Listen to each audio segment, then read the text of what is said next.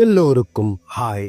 Super star Rajinikanth Tamil சினிமாவில் 1975 இண்டஸ்ட்ரிக்குள்ள entry கொடுத்து கொஞ்சம் கொஞ்சமாக அவரோட நடிப்பு திறமையை வெளிக்காட்டி ஹீரோ ஆகி நடித்து எவ்வளவோ ஹிட்டான படங்கள் பிளாக் பஸ்டர் படங்கள்னு கொடுத்து கிட்டத்தட்ட எக்கச்சக்கமான வருஷமாக super star, the one and only super ஸ்டாராக இருக்காரு super star Rajinikanth.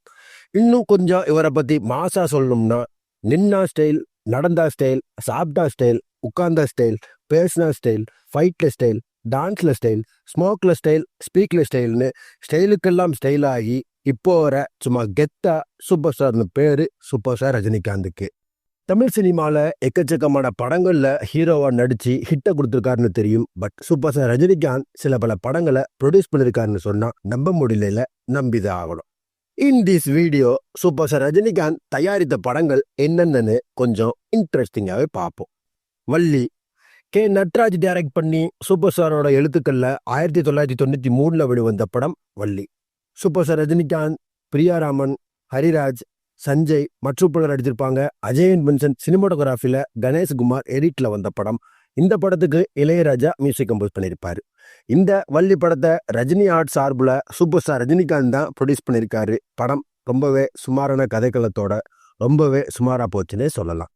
Baba Suresh Krishna direct பண்ணி கோபு பாபு எழுத்துக்களில் சூப்பர் ஸ்டார் ரஜினிகாந்தோட டைலாக்ஸில் 2002 வெளிவந்த படம் பாபா.